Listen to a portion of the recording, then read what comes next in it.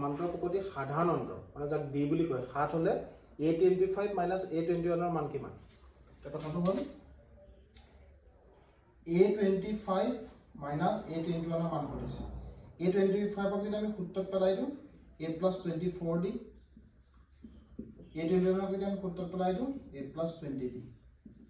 মানে 20 থাকিলে 21 থাকিলে 20 আগৰ পদটো 25 থাকিলে 24 আগৰ পদটো ব্ৰেকেট যদি খুলি দিওঁ a plus 24d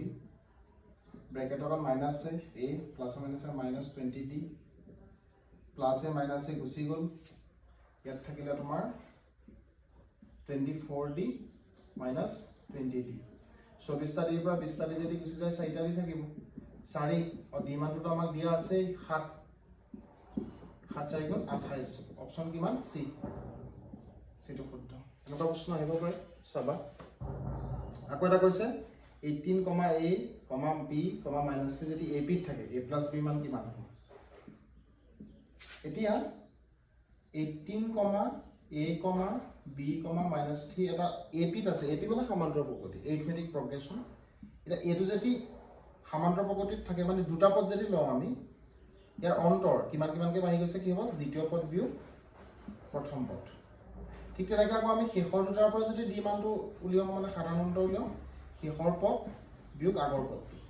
মানে d মান a minus 18 হ'ল d মান minus 3 minus b হ'ল মানে d টো একেটাই মানকেইটা একে হ'ব সেইকাৰণে আমি কি লিখিব পাৰোঁ a minus 18 ৰ মানটো কাৰ লগত সমান minus 3 minus b লগত সমান minus b কেফালে লৈ আনা minus আছে প্লাস হ'ব a plus b এফালে minus 3 আছিল 18 কেফালে লৈ যোৱা minus ছিলে কাৰণে প্লাস হ'ব মানে ঋণাত্মকটো ধনাত্মক হয়তো সবেই জানে আৰু a plus b মানটো কিমান হ'বগে এতিয়া ডাঙৰটো আগত যিটো চিন আছে সেইটো চিন পাতিম ডাঙৰটো পৰা সৰুটো ক্লিক কৰি দিম মানে 18 নি গ'ল 15 প্লাস চিনটো নাপালো কোনটো এই অপচন এ আকৌ কৈছে এনটম পদ এটা সমান্তৰাল প্ৰকৃতি থাকি কৈছে an = twice n plus 1 হলে sn কিমান মানে যোগফল কিমান প্ৰকৃতিটো এতিয়া sn খুদিছে sn ৰ সূত্ৰটো আমি জানো n/2 a plus an n ৰ মানটো নাই কাৰণ এনটম পদে উলিয়াবলৈ কৈছে ডিভাইডেড বাই 2 an ৰ মানটো আমাৰ বিত আছে twice n plus 1 আমাক লাগে a মানটো a মানে প্ৰথম পদ কি হ'ব an = যদি তোমাৰ twice n plus 1 হয় n মানে প্ৰথম পদৰ n ৰ জাগাত 1 পাতি দিয়াচোন প্ৰথম পদ 2 n ৰ জাগাত 1 হ'ব 1 2 গুণে 2 যোগ 1 2 কে 3 তেতিয়া a জাগাত কি হ'ব 3 মানে n/2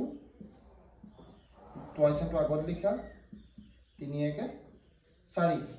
এতিয়া 2 এটা যদি কমন লৈ আনা 2 এটা যদি কমন লৈ আনা কি হ'ব ইয়াত থাকিলে n plus 2 2 এ 2 গুচি গ'ল কি থাকিলে n * n plus 2 n * n plus 2 এইটো সূত্ৰ স্ক্ৰিনশ্বট লাগিলে মাৰি ল'বা খালি তোমালোকে সেই ভিডিওটো চাই থৈ নিদিবা ভিডিওটো চাই থৈ দিলে মানে আমাৰ কি হয়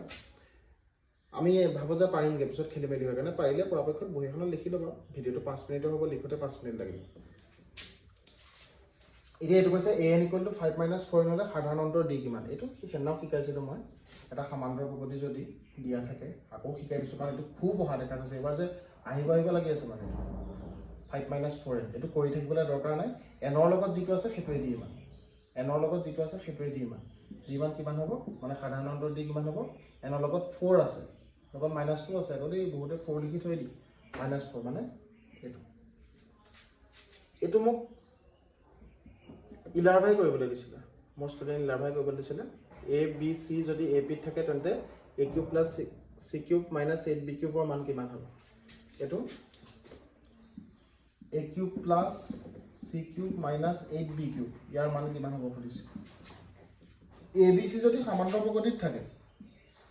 a, b, c যদি a p থাকে তেন্তে সূত্ৰটো আছে নহয় জানা নহয় তোমালোকে 2b = a + c হয় মানে a³ টো মই a³ ৰাখিলো c³ টো c³ ৰাখিলো -টো - লাগিছো 8b জাগাত কি পাতিম মই 2b হোল কিউব কৰিছো মানে 2 কিউব কৰিলে 8 হয় b³ b³ a³ + c³ - 2b³ সৰি 2b জাগাত মই এটা কি পাতিম 2b জাগাত a + c আছিল a + c হোল কিউব আৰু এটা সূত্ৰটো জানা নহয় সবে a plus c whole cube সূত্ৰটো কি আছিল a cube plus c cube plus thrice ac into a plus c এফালে সৰু বন্ধনী আহিছে যে দেখত মাজু বন্ধনী হ'ব a cube plus c cube minus a cube minus c cube minus thrice ac a plus c minus to কিলা আহিছে বুজি পাইছা ব্র্যাকেট ভাঙি দিছো a cube লগত minus a cube গুছি গল plus c cube লগত minus c cube গুছি গল minus thrice ac থাকিলে আকৌ a plus c মানটো কিমান twice b মানে কিমান হ'ব এই গবলে 3 দুগুণে 6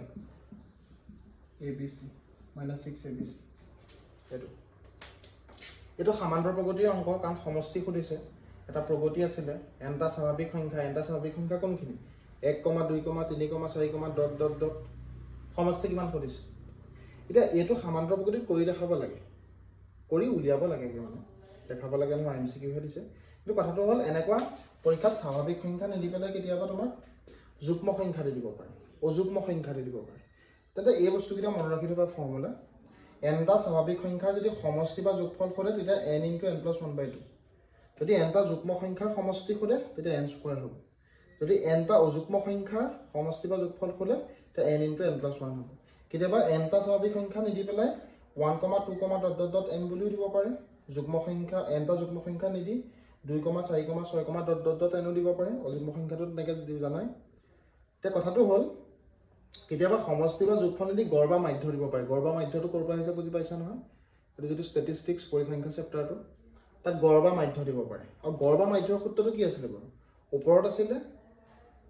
পৰ্যবেক্ষণৰ সমষ্টি ডিভাইডেড বাই তলত আছিল পৰ্যবেক্ষণৰ সংখ্যা তে ইয়াত পৰ্যবেক্ষণ কেটা আছে বাৰু 1 ৰ পৰা n লৈকে nটা আছে মানে n ডিভাইড কৰি দিব লাগিব n ডিভাইড কৰি দিলে লাগিলে n কটা যাব মানে কি হ'বগে n + 1/2 ঠিক তেনেকৈ n স্কয়াৰ আছে ইউ nটা আছিল ইয়াক যদি তুমি n ডিভাইড কৰি দিয়া n হ'ব ঠিক তেনেকৈ n * n + 1 ডিভাইডেড বাই 2 সৰি n * n + 1 ডিভাইডেড বাই n যদি ইয়াক ডিভাইড কৰি দিয়া কি হ'ব n গুছি গৈ পেলাই n + 1 হ'ব এইটা মনত ৰাখি যাবা